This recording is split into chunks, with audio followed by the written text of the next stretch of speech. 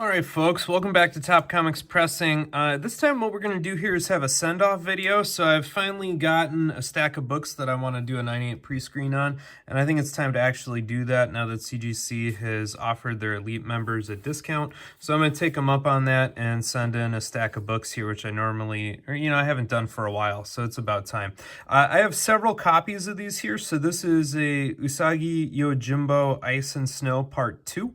This is Jay, who's probably Usagi Yojimbo's arch nemesis, and it's an homage cover, to Albedo 2, which is the first appearance of Usagi Yojimbo. So in this cover, Stan Sakai has replaced Usagi with kind of his arch nemesis, and I think it's really cool, and I hope it's going to make a fun addition to my Usagi Yojimbo collection. So I've got a stack of 4 of those here, so we're going to send those out, and hopefully we'll hit at least 1 or 2 9/8. That way I'll be able to keep one for the PC and send the rest on off. Here we have a Secret Wars #1. This is a Scotty Young variant cover. That's a pretty popular one with Doctor Doom, and I think this one will hit the 9/8, so we're going to send that one on through. I'm a big Usagi Yojimbo fan, and these vintage Fantagraphic ones are really hard to get in 9/8. They was not a super popular character at the time. The staples are notorious for rust and tarnish, and they have been stored often in bagless and boardless and kind of compressed long boxes. So I picked this one up. I think there is the faintest hint of a little micro crease up there, and we'll see if CGC picks up on that. I'm expecting that one to be declined, but I think what the heck, we'll give it a shot. So one of the ones that really took off over the pandemic was X-Men #4 Epic Gem lead cover featuring Wolverine, first appearance of Omega Red as a villain. I picked this one up, and it has a little itty-bitty dent up here that might keep it from being a 9/8, but that is incredibly small, and if you don't know exactly where to look, it's pretty hard to find. All the corners are super sharp, all the spine is nice and clean, and so I've got a dice roll on that one if they'll let it go to be a 9/6 or not. This one's going to be a little bit of a long shot here, so we'll see what it comes back at, but I'm excited to send that one. I picked this one up at a local comic shop for a few bucks. It's the first appearance, I think, of both Forge and Nimrod, and of course the X-Men have been getting increasingly popular, so that one should be good to set up. I also was able to pick up a copy of this one, Amazing Spider-Man #611. So this is another Scotty Young cover. Of course, with the Deadpool movie, that one's going to probably pick up some popularity, so we'll send that one. It looks like it should make a 9/8. Both of these Infinity Gauntlets #1, this is one of, I think the best covers from the 90s. This captures not only kind of the true essence of the Infinity Wars, but I just love how each of the bending arcs of light off the Infinity Stones lead to a different character on the side panels. And so I really love this one. I've had multiple 9/8s before, but every time I get one, I seem to sell it. And so at the moment, I'm 9/8-less on this particular one. Both of these, I think, are probably realistically 9/6s, but we'll see if we can sneak one through. The same is true here with this one. So this one's gotten a lot of popularity as the first kind of Miles Morales Spider-Gwen kissing scene. And I picked this one up actually out of a dollar bucket. I was really surprised to be able to pick it up out of there. It was pretty high grade, and so we're going to see if CGC is willing to slap a 9/8 on that one. This is probably my favorite cover out of the the original Age of Apocalypse series here with the X-Men. I really love that arc. The story is not like the most well thought through, and clearly there's some production and cross-team issues, but the entire re-imaging of the X-Men as their future Age of Apocalypse self, I think, was really inventive, really ingenuitive, and I more or less really love what they did with the characters. And of course, Rogue leading up the whole team of X-Men with the fist pump here on the cover and the team lined up behind her, I think is just an epic one to try to land. So it's another one where I've had some 9/8s, but every time I get one, I seem to move it along.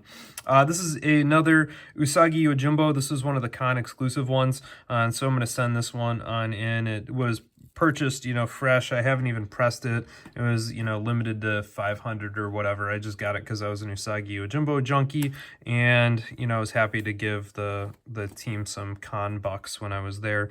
Same is true with this one. So I think this is a Peach Momoko cover, and one of my clients was awesome enough to send this one to me as a thank you because they were at New York City Comic Con and they knew I was an Usagi Yojimbo junkie, and this was the exclusive there. So hopefully we'll land that one at a 9/8. This one's a pretty popular one here. Very early Todd McFarlane cover, if not the earliest. So you can see the old Toddograph down there on the bottom. And we're going to aim for a 9.8 on this one. So if I land that, this one's for sure going to go in the sell bucket. I'm not really attached to it, but I know it's a popular one if you can hit the 9.8 for all of the Todd fans out there. This is one where 9.8s have eluded me for a long time, and I have a feeling this one is also going to not hit there. There is just some very light edge denting. Let's see if I can hit it down here, but I just love the Mark Hamill, Kevin Conroy. This movie I just think is awesome, so we're gonna send it and roll the dice on that one. Blue Beetle #1 is a little bit harder 9.8 to get.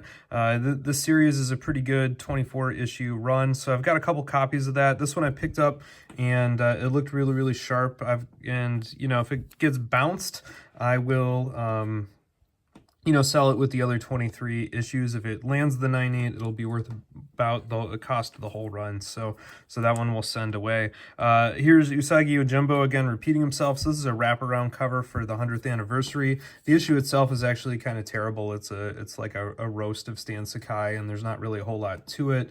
It's just kind of a funny issue that they threw in there, so it's not a normal one. But the wraparound cover with Usagi smiling was really good. This one was the kind of random trade paperback I picked up. I've been playing a little bit more Pokemon, and the Detective Pikachu movie was popular when it came out. It's not one that I've seen, and I can't remember how many of these there were on the census, but it was quite rare, so I figured I'd just send that one and get slabbed. So keep an eye out if you see that one. Same thing here. So this looks like it's the second copy of this one that's in the run, as well as the first appearance of Jubilee here. And then this one I actually pulled out to read for my long box, and after I gave it a quick look over, I was like, you know what, that one might actually make a 9.8.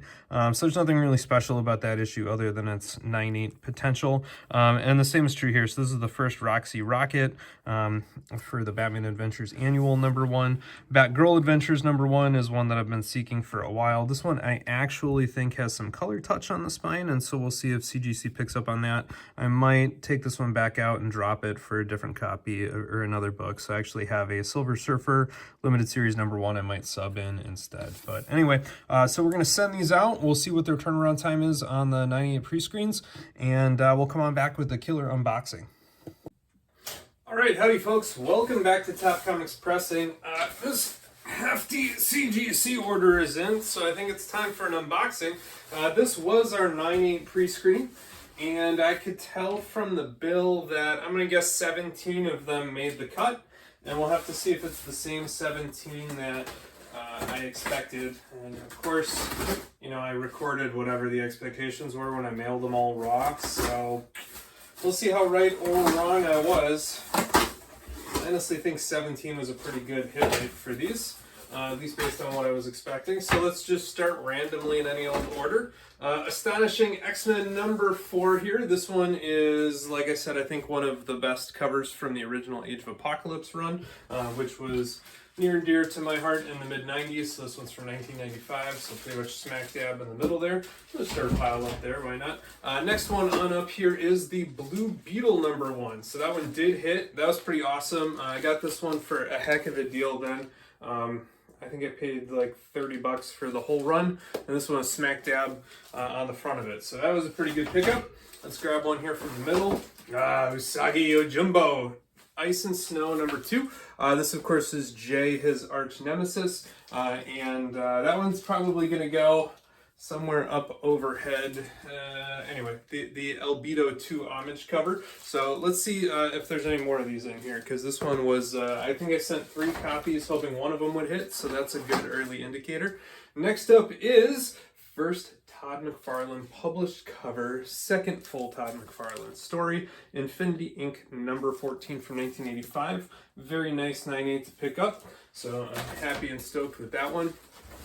Next one up is Usagi Yojimbo #100 anniversary issue. I love this cover. It's a great wraparound. It has the Usagi kind of core crew on the back and Usagi on the front. The issue itself is kind of a goofy one where they sort of roast Stan in there. So that one was a nice snag. Usagi Yojimbo, San Diego Comic-Con preview number 1. So this one is one I picked up at Rose City Comic-Con. The Dark Horse Comics booth had a couple extra. It has the nice black and white sketch cover with a blue foil pattern. So that was pretty nice. Previewing that, so you can tell I'm an Usagi Yojimbo fan. Next up here we have a Spider-Man number 12. So this is the epic Miles Gwen Kiss cover. So that one's pretty great. Definitely a big deal if you're either a Spider-Gwen fan or a Miles fan. So that one's a nice 98 to have picked up. Next up here is the, this one I don't think I thought was going to make it, because there is, yeah, it made it. So as I said, there was kind of a defect right up here, and it is there. I must have been okay with it. Let me see if I can hit it in the glare. Right there, you can see it right above the N in X-Men. Very, very, very small defect. Very hard to see if you don't know where to look for it. This one was pretty great. Nice grab. I think I paid $5 for it. So that one was a good pickup for a 9.8er. Let's see what's up next here. Oh, this one is awesome. So I'm a big animated series Batman fan. And this one here we have the Mask of the Phantasm. Oh good, and all that damage is on the bag. I saw how screwed up the bag was, and I thought the slab was wrecked, but thankfully it's just a bunch of tearing on the bag. So Mask of the Phantasm not numbered, movie adaptation, prestige format. Can't remember if I thought that one was going to make it. It had a little bit of corner wear. I must have deemed that acceptable for a 9.8 for that particular copy. That one's pretty sweet. So that one's a good snag here. Another Usagi. So there we go. We're up to 2. That'll be good. I have a friend who's on the Usagi boards who might be getting that one. Oh, all 3 of them landed. All right, so now I have an extra. That's pretty sweet. I'll take that. Let's see here, what else are we pulling out? Ooh, oh, yes. All right, this is very, very cool. Batman, The Adventures, number 1. So this is, of course, the kickoff of the cartoon series in comic format. I just love everything about the animated series. So this one is going to go right there with the other one. That one will be a keeper for me, for sure. Oh, good. All right, this one I really love the cover of as well. Usagi Yojimbo number 13 from Fantagraphics. Really great cover, part of the Dragon Bellow conspiracy. Really good. So jazzed about that. That one will probably be another PCer. We're running out of room here. This will be fun to open up. We'll see what all the raw books were that got rejected. There's a couple in there. So we'll take them under the light then and do our own evaluation and see kind of how that goes. Next up here is the Infinity Gauntlet. These I picked up in Ann Arbor, Michigan while I was there on a work trip.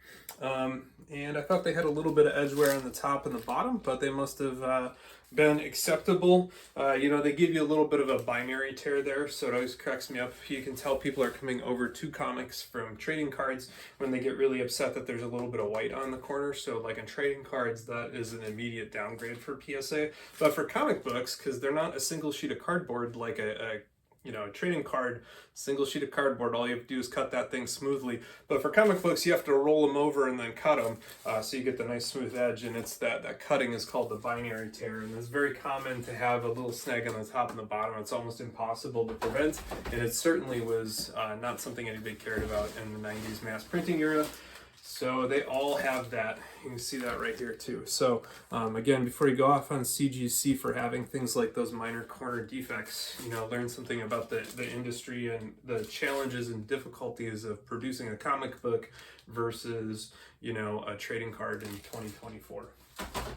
All right, what else? We got a couple more left here. Scotty Young's Secret Wars with Dr. Doom. Modern books, by the way, you'll notice can have those super sharp covers because the production methods have changed quite considerably. And so especially prestige books usually also have much more square corners. But those with the newsprint interior from the 70s, 80s, and 90s, forget about it.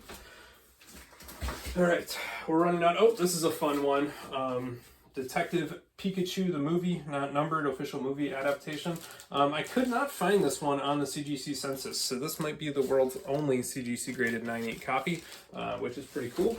Let's see what else are we out. Oh, got one more in here. One more. Oh, it's stuck. It's stuck between all the cardboard. Oh yeah, right. Okay, the Peach Momoko New York City Comic Con foil purple label cover. So that one's a nice Space Usagi cover with Peach doing all of the ghosts and monsters kind of behind the yokai behind Usagi Yojimbo. So that was pretty cool.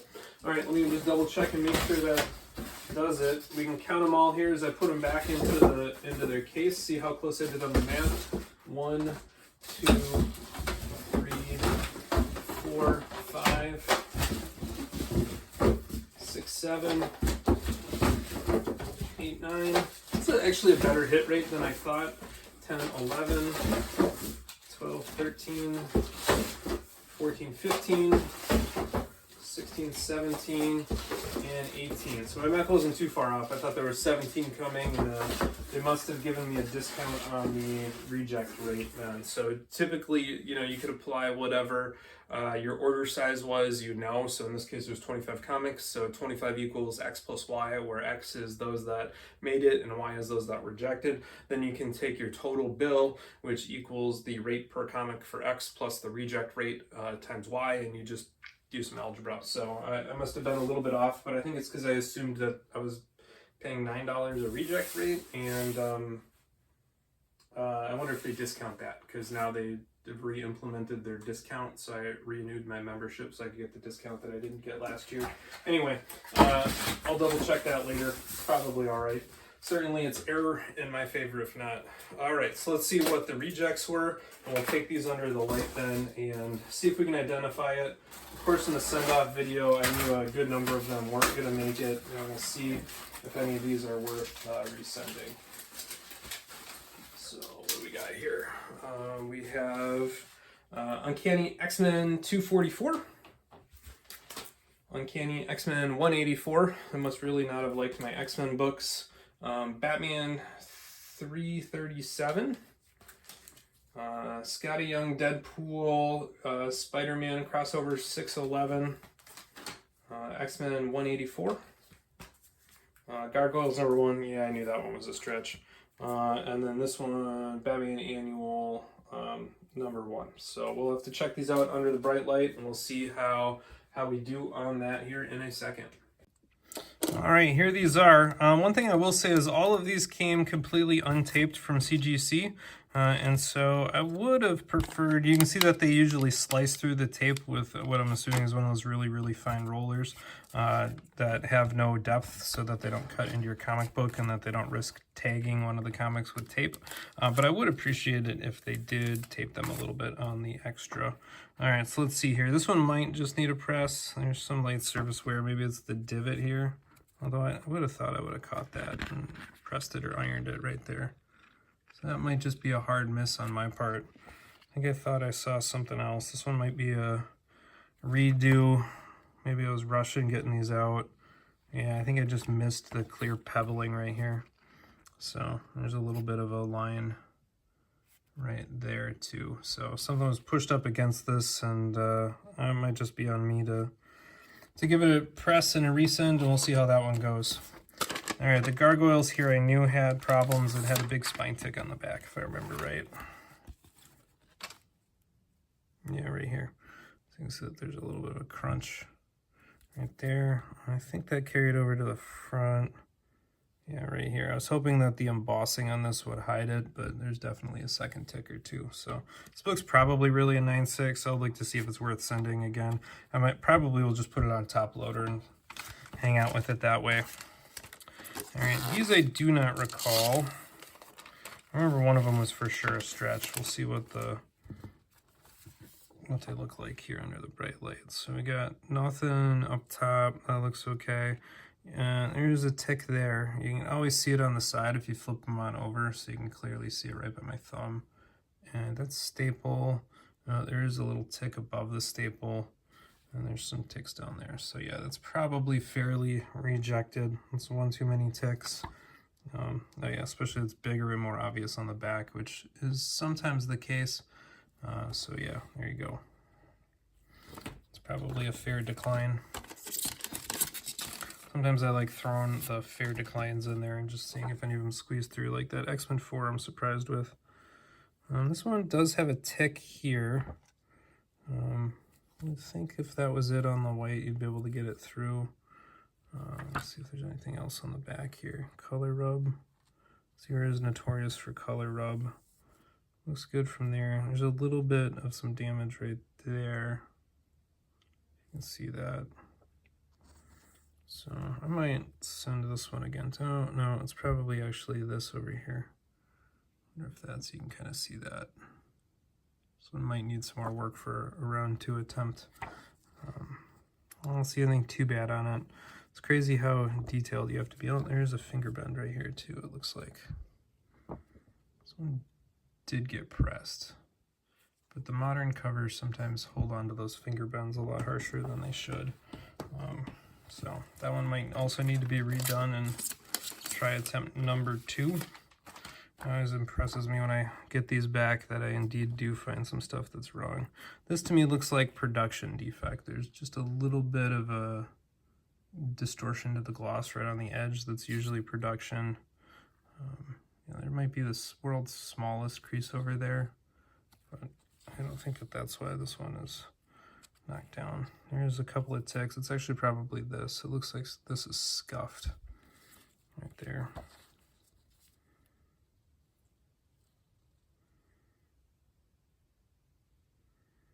Yeah, you can see there's a little bit of tick down here too on the gloss. It's really, really hard to see on the white, but it's right there. Trying to get a good look at it. Yeah, probably that's the best angle you can see. There's one more right there. So this one definitely has late spine stress lines to cover, even though they're white.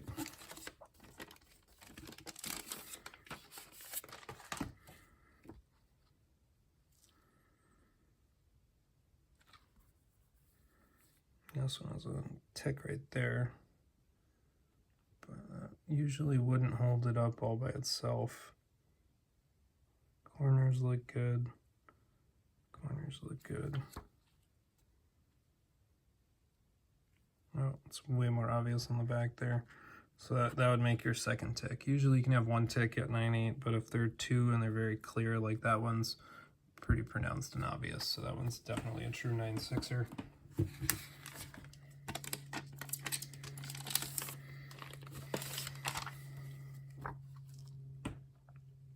Oh yeah, right there.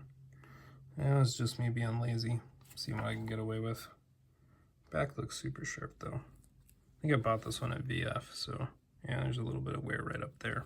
That one's a true 9/6er, 9/4. That one's probably actually a 9/4, 9/6, 9/6, 9/6, 9/6, 9/6, maybe 9/4 if you're super harsh. So a couple of these I might repress and send again with a next submission. I'll have to check GPA and see if it's worth it for those that I'm gonna flip.